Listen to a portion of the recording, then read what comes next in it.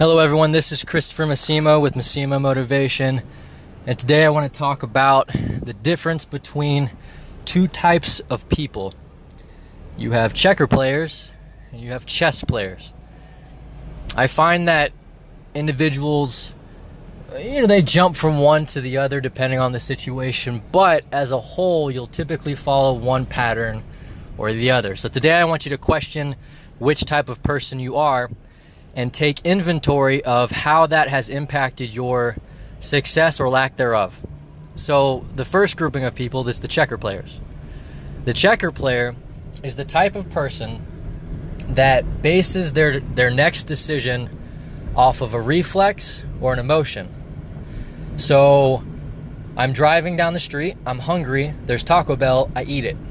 Right? That's their way of thinking when they make decisions. I'm doing homework, it's boring, I'm going to watch Netflix instead. They're next step oriented. They're not thinking long term. They do what they feel like instead of what the logic will tell them oftentimes. These are feelers. Now, don't get me wrong, there are times when that's very healthy. Being spontaneous can be very exciting. It can be healthy for a relationship. So it's not a one-size-fits-all grouping where, being a checker player is bad all the time. But in terms of your goals and the likelihood of you achieving them, chances are if you're jumping from emotion to emotion and decision to decision based on that, you're not going to have a lot of success. The second grouping of people are chess players, and you could probably guess that they're the opposite of checker players. They think 5, 6, 7, 8 steps ahead when they make a decision. They're the people who can put their pride aside at a moment's notice and understand that sometimes it's better to float on the river than it is to fight it.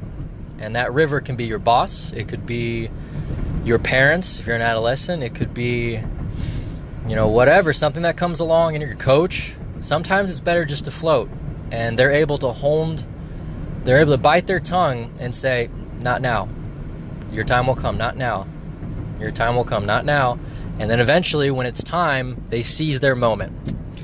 Chess players tend to have significantly more success than checker players.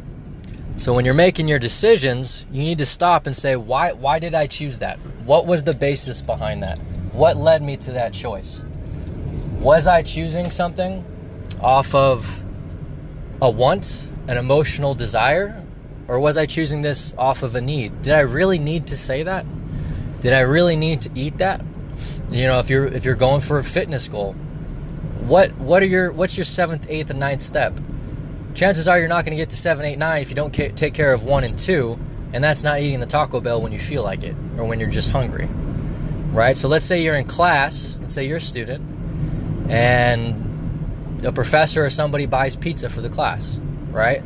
In that moment, you say, oh no, yeah, I wasn't expecting this. This sounds great. I'm going to eat this pizza. That's a checker player. That's what a checker player does. They say, this is something I want in this moment. They're not able to be patient. They're not able to say no. And they're not able to put the 7th and 8th step ahead of the first step, the next step. It's a very simple concept. I think if you take inventory of the decisions you've made in just the last month and say, hey, how many of those were checker decisions and how many of those were chess decisions? And if you're honest with yourself, chances are you'll find that a lot of them are checker decisions. And if that is the case, then something needs to change. Because if you don't, your circumstances won't either. Take inventory of that. Take 10, 20, 30 minutes of your life to stop and reflect on what your decisions have been like in this last month. And chances are what they've been like in the last month have been what they've been like in the last 6 months, 1 year, and so on and so forth. There's a lot to be said for being patient. There's a lot to be said for flowing with the river instead of fighting it. And there's a lot to be said for putting your pride aside. The old saying of pride cometh before the fall is very true. This is true with parents, letting their pride get in the way of a healthy relationship with their child. It's true for spouses, letting their pride get in the way with a healthy relationship with their partner. It's true with professional relationships, letting little things get in the way of letting their pride get in the way of a healthy relationship with them. You see this very often, and it's more because you're not taking inventory of it, more so than your inability to do it, that is causing you to have these problems. So again, take 10, 20, 30 minutes of your life, sit down, maybe do it with your partner, and take inventory of how you're making decisions. And then change it if you need to.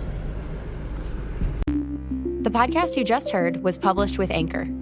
Got something you want to say to the creator of this show? Send them a voice message using the Anchor app, free for iOS and Android.